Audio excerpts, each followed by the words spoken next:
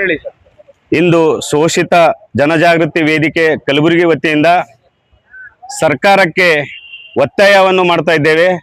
ಇದೇ ತಿಂಗಳು 27ನೇ ತಾರೀಕು ನಡೀತಿರತಕ್ಕಂಥ ಸಚಿವ ಸಂಪುಟದಲ್ಲಿ ಸಂಪೂರ್ಣವಾದಂಥ ಒಳ ಮೀಸಲಾತಿ ಜಾರಿ ಮಾಡೋದ್ರ ಮುಖಾಂತರ ಬಹುದಿನ ಬೇಡಿಕೆಗಳಾಗಿರುವಂಥ ಮಾದಿಗರ ಬೇಡಿಕೆ ಈಡೇರಿಸೋದ್ರ ಮುಖಾಂತರ ಈ ಸರ್ಕಾರ ಈ ಸಮಾಜದ ಜೊತೆಗೆ ನಾವು ಇದ್ದೀವಿ ಎಂಬುದಕ್ಕಂತ ತೋರಿಸ್ಕೊಡ್ಬೇಕಂತ ಹೇಳಿ ಮಾನ್ಯ ಮುಖ್ಯಮಂತ್ರಿಗಳಿಗೆ ನಾನು ನಿಮ್ಮ ಮೂಲಕ ಏನಪ್ಪ ಅಂದರೆ ಮನವಿಯನ್ನು ಮಾಡುತ್ತೇನೆ.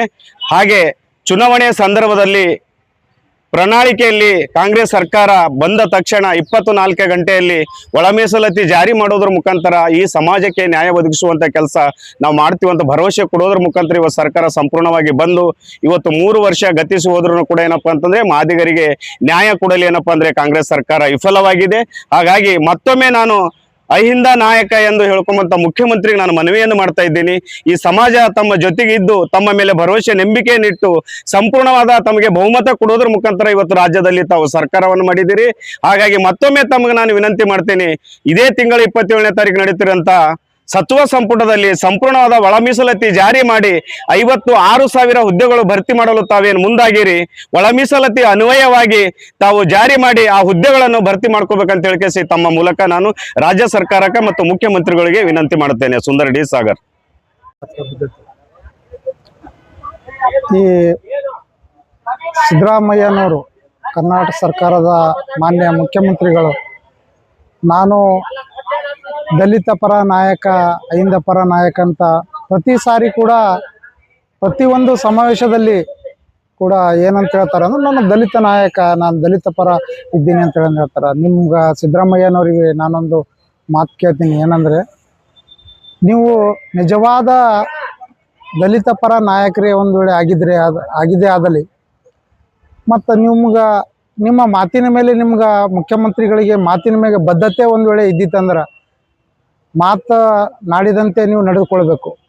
ಒಂದು ವೇಳೆ 27 ತಾರೀಕಿಗೆ ವಿಶೇಷ ಸಚಿವ ಸಂಪುಟ ಸಭೆ ಕರೆದು 27 ತಾರೀಕಿಗೆ ಸಂಪೂರ್ಣ ಒಳ ಮೀಸಲಾತಿ ಜಾರಿ ಮಾಡ್ತೀನಿ ಅಂತೇಳಿ ಏನು ನೀವು ಹೇಳಿದಿರಿ, ಆ ಮಾತಿನಂತೆ 27 ತಾರೀಕಿಗೆ ಯಾವುದೇ ಒತ್ತಡಕ್ಕೆ ಮಣಿಯದೆ 56,000 ಏನು ಈ ಹುದ್ದೆಗಳಿಗೆ ಅಧಿಸೂಚನೆ ಹೊರಡಿಸಿದ್ದೀರಿ, ಆ ಹುದ್ದೆಗಳಿಗೆಲ್ಲ ಒಳ ಮೀಸಲಾತಿ ಅನ್ವಯ ಮಾಡಿ ಮತ್ತೆ 27 ತಾರೀಕಿಗೆ ಒಳ ಮೀಸಲಾತಿ ಸಂಪೂರ್ಣ ಜಾರಿ ಮಾಡೋದ್ರ ಮುಖಾಂತರ ತಾವು ದಲಿತ ಪರ ನಾಯಕ ಅಂತೇಳಂದು ಸಿದ್ದರಾಮಯ್ಯನವರು ತೋರಿಸ್ಕೊಡ್ಬೇಕಂತೇಳಂದು ಈ ನಮ್ಮ ಶೋಷಿತ ಜನಜಾಗೃತ ವೇದಿಕೆಯ ಪರವಾಗಿ ಅವರಿಗೆ ಕೇಳೋಕ್ಕೆ ಇಚ್ಛೆ ಪಡ್ತೇವೆ.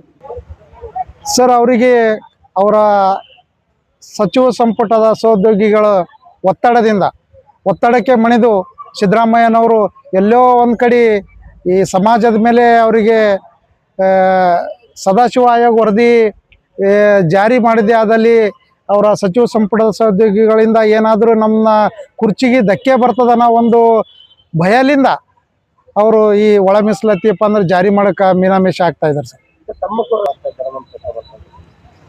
ಸರ್, ರಾಜಕೀಯ ಹೇಗಿದೆ ಅಂತ ತಮಗೂ ಕೂಡ ಗೊತ್ತಿದೆ. ರಾಜಕೀಯ ತಮ್ಮ ಕುರ್ಚಿ ಉಳಿಸ್ಕೋಬೇಕಾದ್ರೆ ಯಾರಿಗೂ ರಾಜಕಾರಣಿಗಳು ತುಳಿತಾರ. ಸ್ವತಃ ತಂದೆ ತಾಯಿನೂ ಎದುರಾಳಿಗಳಿದ್ರಂದ್ರೂ ಕೂಡ ಅವ್ರಿಗೂ ತುಳಿದು ರಾಜಕೀಯ ಮಾಡೋಂಥ ಸದ್ಯ ವ್ಯವಸ್ಥೆ ಹೆಂಗದ. ಅದಕ್ಕಾಗಿ ತಮ್ಮ ಕುರ್ಚಿ ಉಳಿಸ್ಕೋಬೇಕಂದ್ರೆ ಯಾವ ಸಮಾಜಕ್ಕೂ ತುಳಿದು ತಮ್ಮ ಕುರ್ಚಿ ಉಳಿಸೋಕೆ ರಾಜಕಾರಣಿಗಳು ಪ್ರಯತ್ನ ಮಾಡ್ತಾರೆ. ಸರ್, ಲಕ್ಕಪ್ಪ ಜವಳಿ, ಶೋಷಿತ ಜನಜಾಗೃತಿ ವೇದಿಕೆ ಜಿಲ್ಲಾಧ್ಯಕ್ಷರು.